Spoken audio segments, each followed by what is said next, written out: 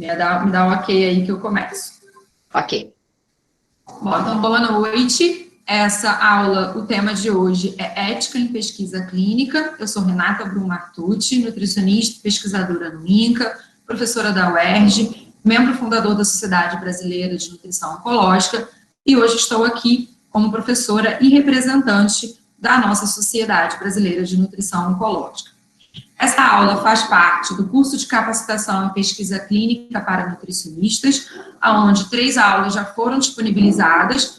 A aula 1 está disponível no YouTube da Sociedade, SBNO-Ensino, e ela é um resumo sobre o curso. A aula 2 e 3 estão disponíveis para inscrição no site da Sociedade Brasileira de Nutrição Oncológica, e abordam aspectos desde como começar a fazer uma pesquisa, como escrever um projeto, até uma parte mais específica sobre métodos, né, tipos de pesquisa. Essa aula 4 complementa, né, uma parte do curso, mas ela também pode ser assistida de forma individual, já que são informações que servem para qualquer profissional da área de saúde com o objetivo de fazer pesquisa.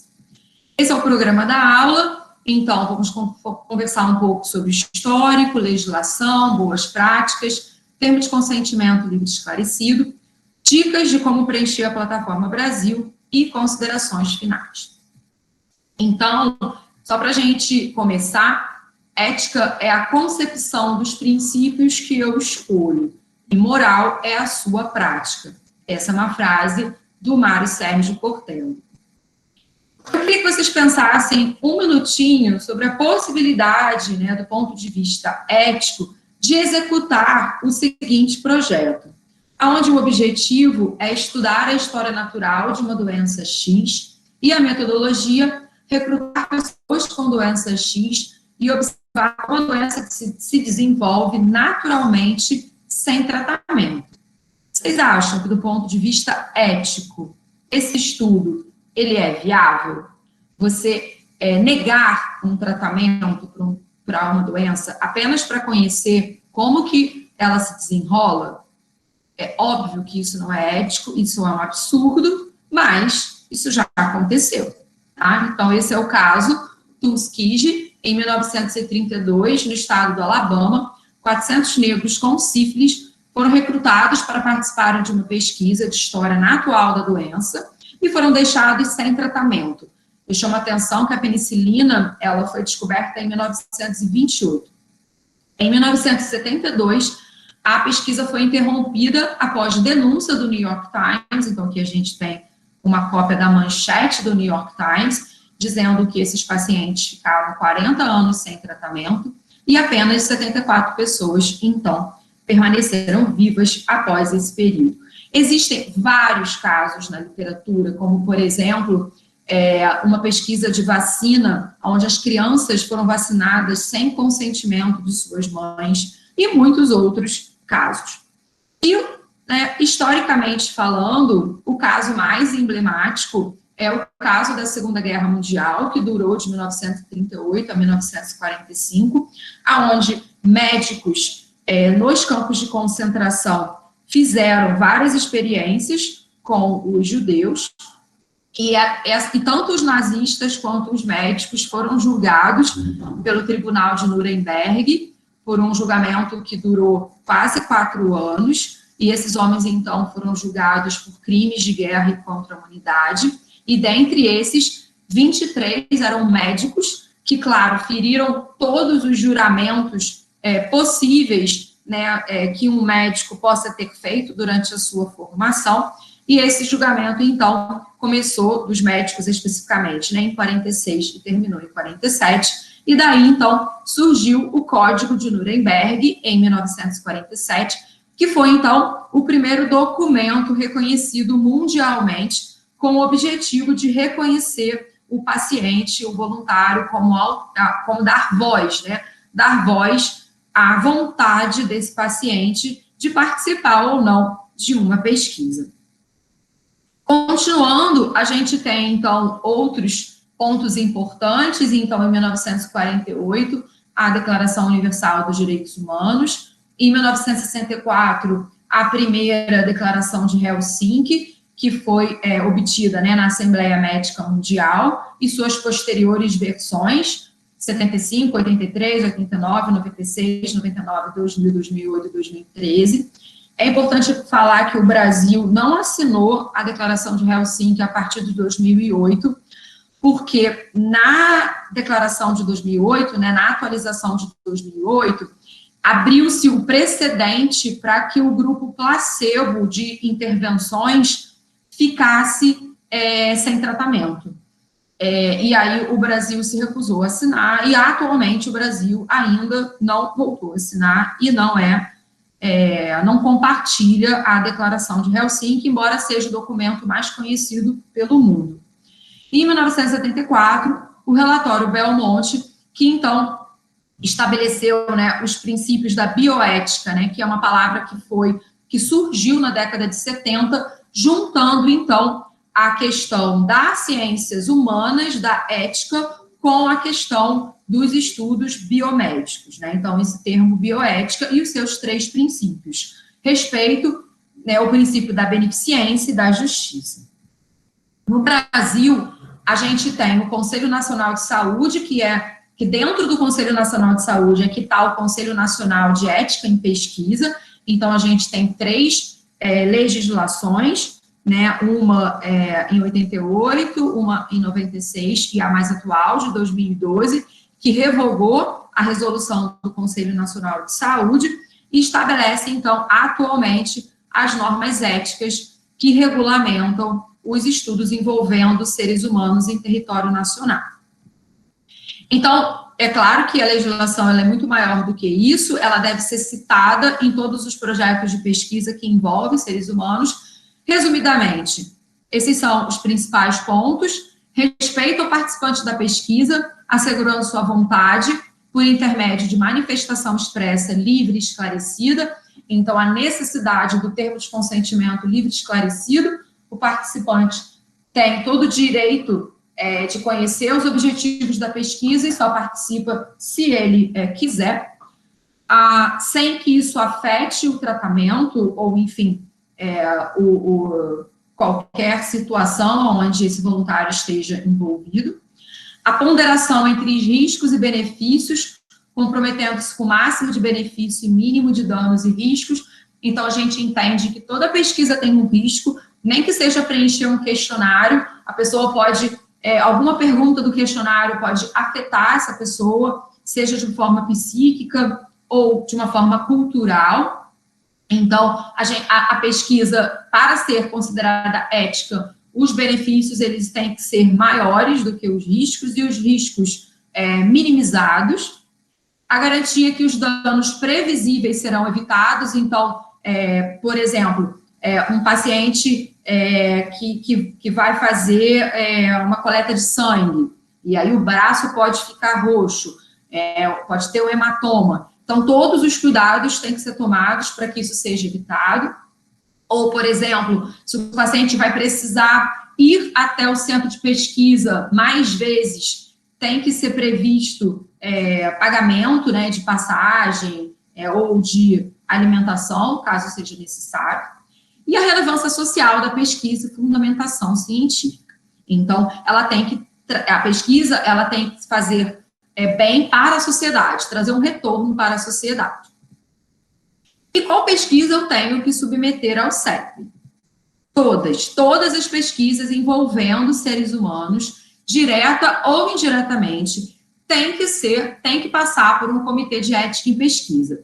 Seja dados secundários, relato de caso, pesquisa sociológica, antropológica, epidemiológica, independente da forma como se planeja divulgar os resultados. Eu ouço muito dos alunos: professora, mas a gente só vai mandar para um congresso, é só um resumo para um congresso. Não justifica. Mesmo que seja um relato de caso para um resumo de congresso, tem que passar pelo comitê de ética.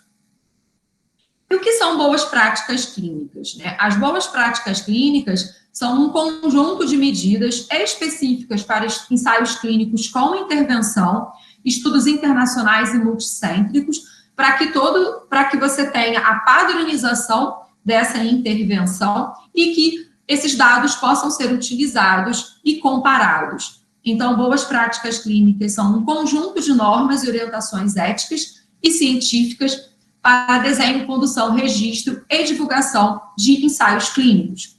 E aí eu divulgo aqui para vocês. Então, a Fiocruz tem um curso gratuito com inscrição aberta até o final do mês de junho sobre boas práticas de pesquisa para qualquer profissional da área de saúde. Então, aqui tem o endereço, se vocês quiserem tirar um print, para vocês fazerem, quem quiser, né, fazer inscrição nesse curso. É muito interessante ter esse curso quando a gente o Comitê de Ética avalia isso como bom, né, quando a gente vai submeter um projeto clínico, né, para o Comitê de Ética.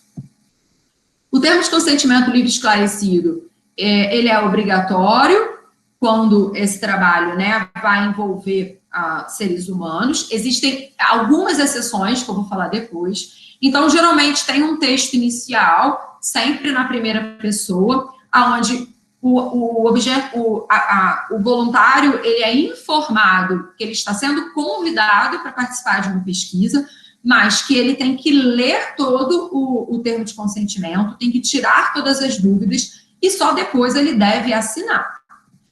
O termo de consentimento tem que ser em linguagem coloquial, leiga, sem termos técnicos, e tem que ser dividido em algumas etapas, como o propósito da pesquisa, onde você escreve o objetivo, os procedimentos, onde você vai explicar todas as etapas que esse voluntário vai passar, quais são os benefícios, os riscos, os custos. Então, o voluntário ele não tem que gastar nada para participar de uma pesquisa. Então, se precisar, como eu falei, ir mais vezes ao centro de pesquisa, isso tem que estar escrito no termo de consentimento, que isso vai ser, que o paciente voluntário vai ser ressarcido. Tem que estar escrito que todos os dados são confidenciais, que caso ocorra alguma intercorrência, ele tem garantido o tratamento médico na instituição, que a participação ela é voluntária, todos os contatos do pesquisador e do comitê de ética para que o voluntário possa ter outros esclarecimentos, e no final, então, o consentimento e a assinatura. O termo de consentimento não precisa ser assinado no mesmo dia, o voluntário tem direito a levar o termo de consentimento para casa, mostrar para os seus familiares, e se for, por exemplo, uma criança, um adolescente, um menor de 18 anos, mas que já sabe ler, os pais assinam um termo de consentimento e a criança tem que assinar um termo de assentimento.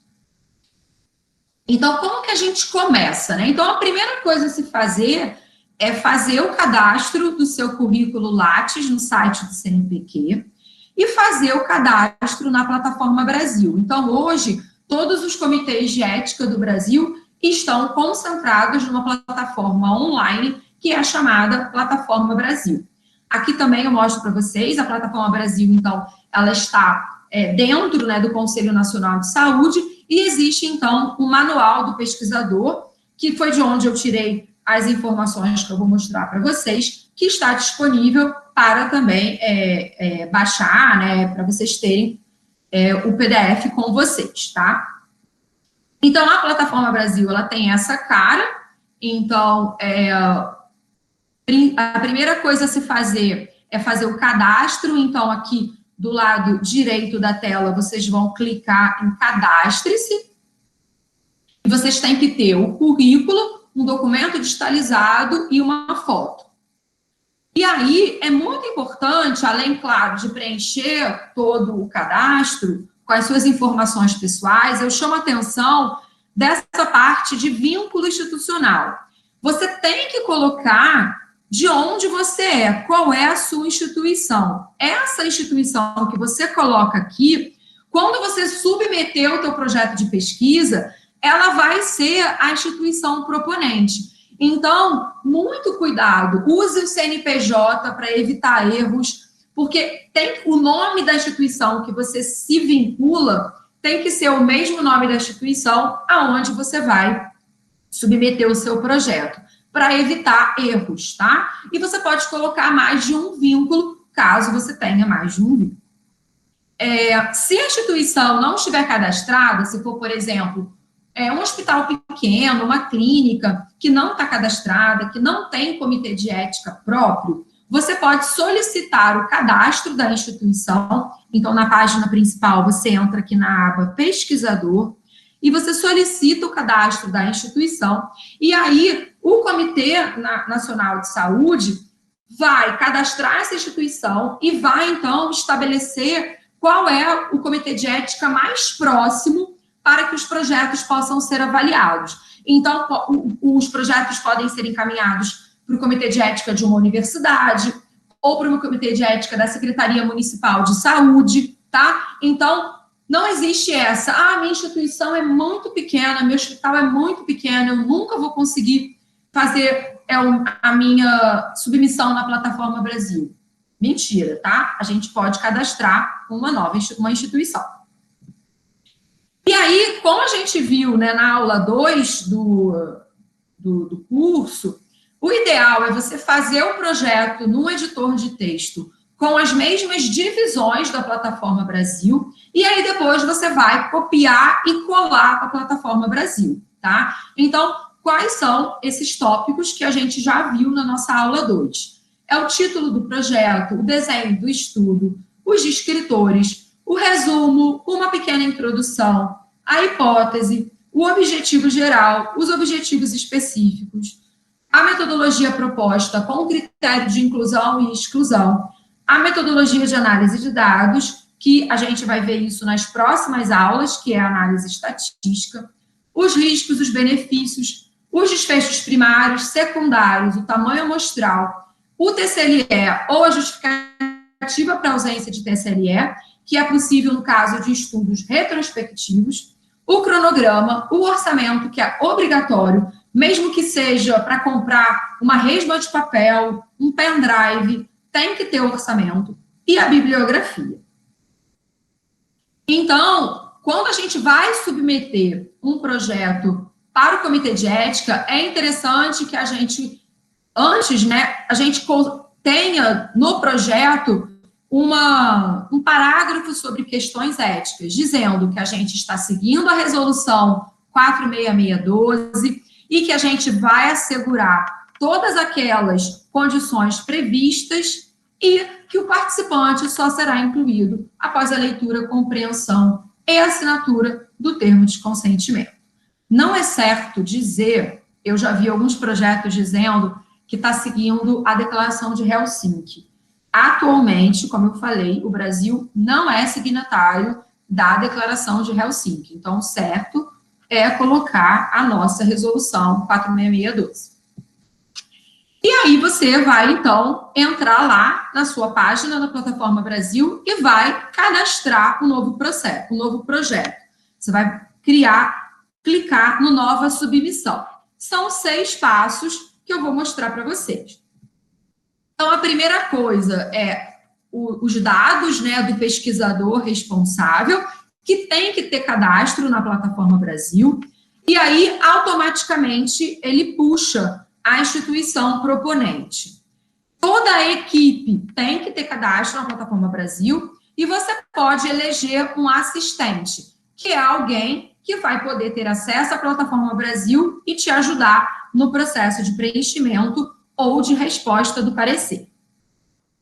Depois, tem uma página que é muito específica. Por quê? Alguns tipos de assuntos, por exemplo, genética e reprodução humana, ou estudos multicêntricos, com coordenação internacional, eles têm que passar não só pelo CEP local, mas pela Comissão Nacional de Ética em Pesquisa. São chamados de temática, estudos de temática de área especial.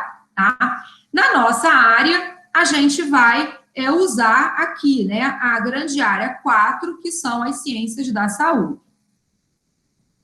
E aí, quando a gente clica nas ciências da saúde, abre esse propósito principal aqui do estudo, onde a gente vai marcar se é clínico, se é ciência básica, social, coletiva ou cuidados paliativos, né, cuidados de enfermagem ou outros, tá?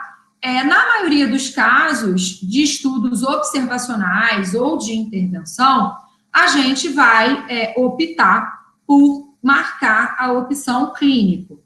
Quando a gente clica no clínico, vai abrir uma aba para colocar o título do trabalho. A gente tem duas opções de título, o título oficial e um título público, que é aquele que pode ser utilizado, né, para buscas, e vai abrir aqui a opção do desenho do estudo, se é observacional ou se é intervenção.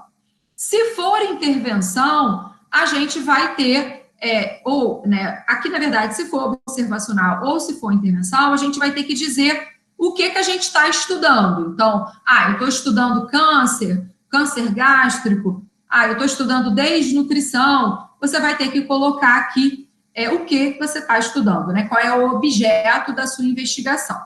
Quando a gente abre observacional, é mais rápido o preenchimento. Quando a gente marca intervenção ou experimental, aí vai aparecer as opções, né? Que intervenção é essa e qual é a natureza da intervenção. Então, na área de nutrição, geralmente a gente vai estudar o quê? Suplemento alimentar, vitaminas ou minerais. Então, se a gente está fazendo um estudo de intervenção, pode ser um procedimento cirúrgico, se a gente está fazendo isso junto com a equipe da cirurgia, pode ser um remédio, um fármaco, se a gente está fazendo isso junto com a equipe da farmácia, pode ser comportamental, quando a gente está fazendo, por exemplo, prescrição de atividade física, junto com o educador físico ou fisioterapeuta, mas pode ser também suplementação. Uma vez que a gente escolhe a intervenção, a gente vai ter que também escolher qual é a fase dessa intervenção. Se é fase 1, 2, 3 ou 4. Geralmente, quando a gente está usando um produto que já está no mercado, que já passou por um processo de registro na Anvisa, a gente marca a fase 4. Por quê? A fase 4 é quando a gente está testando uma substância ou medicamento já aprovado, levado ao mercado, e a gente quer testar no maior número de pessoas possíveis, com o objetivo de avaliar a segurança, a eficácia ou detectar efeitos colaterais que não foram identificados previamente. É o que a gente chama de farmacovigilância. Então, se não for esse o objetivo, você vai marcar aqui outros. E aí você tem que dizer, no caso de intervenção, se vai usar o placebo ou se o grupo vai precisar passar por um período de washout, isso é, um intervalo entre uma intervenção e outra. Um intervalo onde o voluntário fica sem receber, né, a intervenção. O desenho do estudo, que foi, então, o objeto da nossa aula 3, a gente tem que descrever. Então, se vai ser um estudo retrospectivo, prospectivo, se vai ser transversal, caso controle, coorte, então aqui a gente tem que escrever qual é o desenho do estudo, tá? E se tem algum tipo de financiamento. A parte de inserção, né, do resumo, da introdução, hipóteses, objetivos e metodologia, a gente pode copiar do editor de texto. Vocês só têm que ter atenção para os caracteres. Então, se a gente faz um projeto muito grande para trazer para a plataforma Brasil, vocês vão ter que resumir, porque cada quadradinho desse só comporta até 4.000 caracteres. Menos o resumo pode até ser um pouquinho maior. E aí, então, a gente vem para uma parte, né? Se tiver grupos, né? Se for um estudo de intervenção que tem grupo, a gente tem que dizer, né? O grupo controle, como é que é, qual é o tamanho da amostra, e se vai ter dados secundários, né? Prontuário, por exemplo. Se for estudo multicêntrico, tem que inserir as instituições participantes e coparticipantes.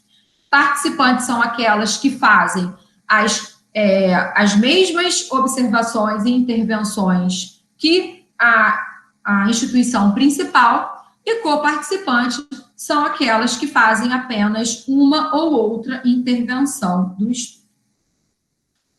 No final, a gente tem o cronograma, então você vai inserir mês a mês como que vai se desenrolar o seu projeto e o orçamento. Como eu falei, mesmo que seja folha de papel, caneta, você tem que inserir um orçamento. No final, então, outras informações, a bibliografia, e aí você vai passar para a última parte. Na última parte, a primeira coisa a fazer é imprimir a folha de rosto.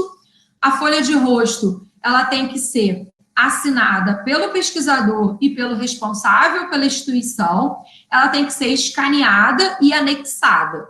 Além da folha de rosto, você vai incluir outros arquivos, como o projeto detalhado, com cronograma e orçamento, declarações do pesquisador, onde ele se compromete a seguir todas as normas do Comitê de Ética e da Resolução 46612, o termo de consentimento livre esclarecido ou a justificativa para a ausência do termo de consentimento livre esclarecido, o formulário específico de cada Comitê de Ética. Então, tem Comitê de Ética que pede a assinatura de toda a equipe, que pede currículo Lattes, endereço de currículo Lattes de toda a equipe. Então, cada CEP vai pedir um formulário.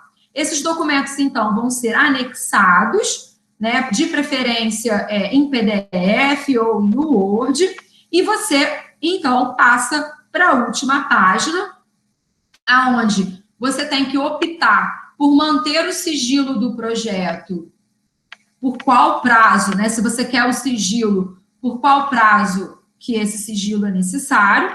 Você aceita, então, todo o compromisso de estar cumprindo as normas éticas, enfim, envia, finalmente, o projeto ao respectivo CEP. Todas as comunicações com o pesquisador vão ser por e-mail. Então, a primeira etapa é a validação documental. Então, o CEP vai avaliar se todos os documentos estão corretos. Se tudo estiver correto, o processo passa para a avaliação ética. Geralmente, o CEP tem 30 dias para emitir o primeiro parecer, que pode vir com uma pendência. O pesquisador tem mais 30 dias para responder. Então, esse processo pode demorar de 30 a 60 dias, né, dependendo do número de pareceres. E, finalmente, então, a gente tem o parecer final. E aí, finalmente, o seu projeto foi aprovado. Então, o pesquisador vai receber um parecer consubstanciado, que é muito importante para colocar no artigo, para pedir bolsa de iniciação científica, para pedir qualquer financiamento. É muito importante citar esse parecer. Se for um ensaio clínico, tem que fazer o cadastro na Rede Brasileira de Ensaios Clínicos, tem que entregar relatórios parciais semestralmente ao Comitê de Ética e um relatório final, no final da pesquisa, no final do cronograma. Qualquer alteração na metodologia ou no cronograma tem que ser comunicado através de uma emenda. Eu vou, em vez de terminar o meu projeto em dezembro, eu vou terminar o meu projeto em janeiro. Você tem que pedir, você tem que avisar o Comitê de Ética e fazer uma emenda e mudar o cronograma na plataforma Brasil. Caso identifique algum efeito adverso não esperado, o mesmo deve ser comunicado ao CEP e a pesquisa suspensa até a análise, né? Isso ficou muito famoso agora no caso das vacinas. Então, a gente viu que algumas vacinas apresentaram, mesmo depois de liberadas, apresentaram efeitos adversos, aí a vacinação foi suspensa, esses efeitos adversos foram avaliados e depois a vacina foi liberada novamente, tá? Então, isso é normal. E aí, então, vamos para as nossas considerações finais.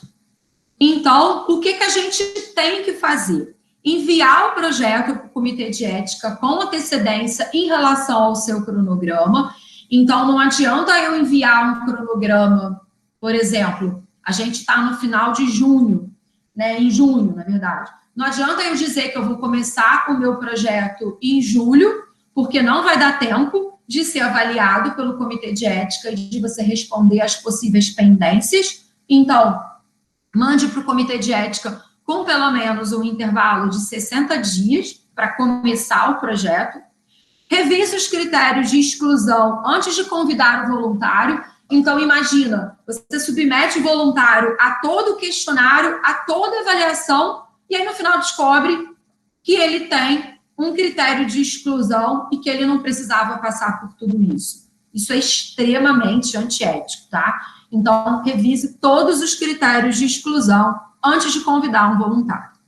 O paciente só deve assinar o termo de consentimento depois de tirar todas as dúvidas. Isso pode levar meia hora, um dia, 2 dias, quanto tempo o voluntário achar necessário. E os formulários de coleta não devem ter o nome do paciente. Então, o pesquisador tem que ter separado uma outra planilha onde ele identifica o paciente, separado do material onde estão as informações sobre o paciente, para comprovar, né, para efetivamente não ter vazamento de dados. E o que não fazer? A gente não pode começar nenhum projeto antes da aprovação do Comitê de Ética.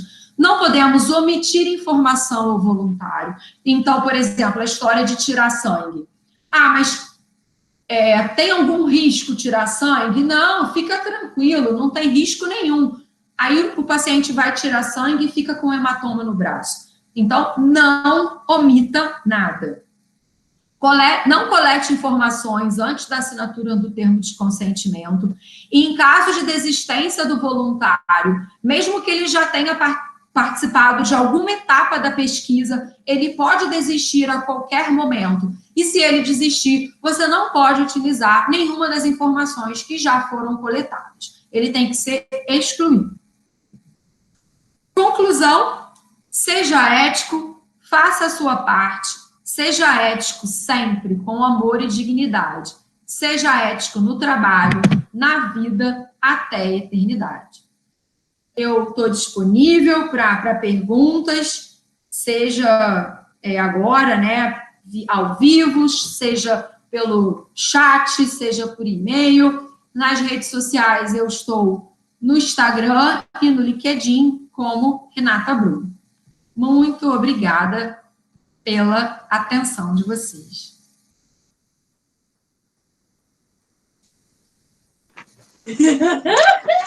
Obrigada, Renata. Foi muito boa a sua aula. Não tenho nada a acrescentar. E a sua didática cristalina, como resumo, foi um resumão mesmo, amiga. Tudo de bom para vocês. Vou ter que me retirar agora, mas muito obrigada pelo aprendizado, tá bom? Eu que agradeço, Ana. Muito obrigada. Boa noite. Boa noite, Ana. Deixa eu olhar aqui. Alguém quer fazer alguma pergunta? Alguém quer tirar alguma dúvida? Irluce, Thaís, Alda, Luana. Aproveitem, gente. Pode falar, Thaís. Tudo bem? Boa noite. Não vou aparecer aqui não, que eu já estou quase dormindo. Mas, enfim, né? Eu estou com o projeto aí em andamento, né? Você sabe. Uhum. E aí eu fiquei agora olhando essa questão do cronograma, eu fiquei um pouco preocupada, né? Mas, enfim, nessa questão assim mesmo do comitê, essa demora que eles costumam retornar, é o mesmo retorno? Mas pode ser que demore 60 dias, como pode ser 30, como pode ser 20? Ou é uma previsão exata sobre isso? O que está escrito na norma é que o Comitê de Ética, ele tem, depois que o projeto foi feita a validação documental, depois que ele foi encaminhado para o relator, né, porque aí o Comitê de Ética vai indicar um relator. Isso aparece na plataforma Brasil, aparece lá, em análise ética. Uhum. o comitê de ética ele tem 30 dias para dar a primeira resposta. E aí o pesquisador, geralmente, é muito raro a gente ter um projeto que seja aprovado de cara, geralmente volta com pendências ou poucas pendências, e aí o pesquisador tem mais 30 dias para responder. Mas se for uma coisa simples, o pesquisador pode responder rápido, e aí o CEP responde rápido também. Então, assim, no mínimo são 30 dias. No mínimo. Por isso que eu falo para enviar antes, pelo menos, com uns 60 dias de antecedência. Para você ficar, assim, bem tranquila em relação ao seu cronograma. Tá ótimo, obrigada, Renata. Mas não fica preocupada não, Thaís, porque a nossa ideia é começar mesmo só ano que vem. A gente quer mandar o projeto esse ano, mas para começar a coleta de dados ano que vem. Então, a gente vai ter tempo. Fica tranquilo. Então tá bom. Eu recebi uma outra proposta agora de emprego, aí agora eu tô um pouco mais pegada, mas eu vou tocar, porque eu não quero abandonar isso não, de jeito nenhum. Não, a gente vai conversando, fica bem tranquilo, tá?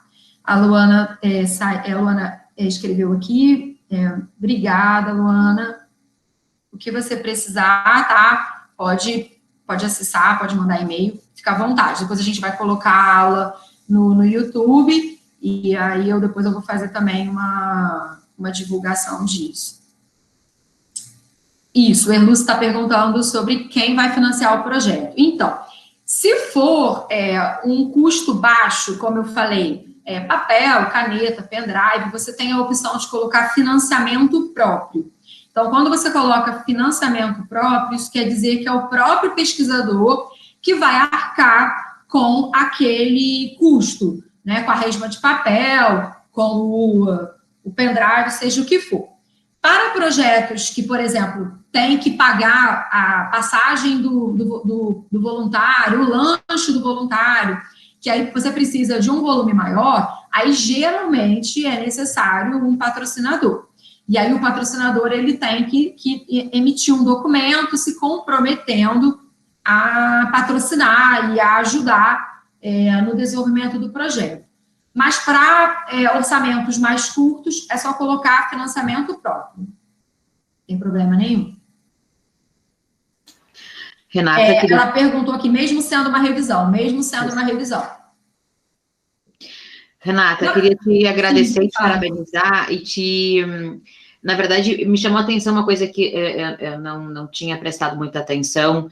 Quando a gente lê, a gente acaba não entrando muito nessa questão do foi aprovado pelo comitê de ética, seguiu de acordo com o EUSINC, e realmente os estudos eles têm aparecido, né, que segue EUSINC, e na verdade eu não tinha me dado conta disso, porque como não assinou o Brasil desde 2008, né? Desde 2008 que ele não é mais signatário. Parece que a próxima reunião vai ser no Brasil. Vai ser online, mas vai ser coordenada por um grupo, pelo grupo de Fortaleza, por um grupo de Fortaleza. Uhum. E o Brasil, então, desde 2008, vem pedindo para que essa cláusula do placebo seja reescrita. E aí, de 2008 para 2013, não foi feita nenhuma mudança. E aí, agora, eu acho que 2021, 2022, eles vão fazer a nova reunião. E com essa história das vacinas, eu acredito que provavelmente eles vão mudar. Porque com as vacinas aconteceu exatamente isso. Quem tomou o placebo, depois recebeu a vacina. Sim. Não tinha como é que você ia negar isso? Não, você vai para a fila. Você vai para a fila para tomar a vacina. Então, provavelmente, se eles mudarem o texto, o Brasil assina, e aí a gente pode citar a declaração de Helsinki de novo. Mas, por enquanto, é só mesmo a resolução 6612. Ótimo.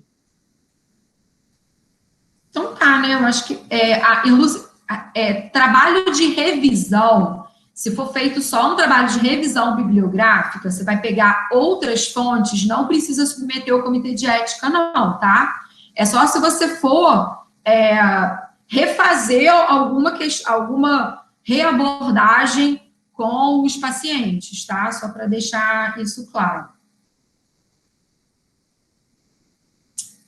Então, é isso, né, Karen? Acho que a gente pode parar a gravação. Encerrar, e aí depois a gente o coloca lá no YouTube, e aí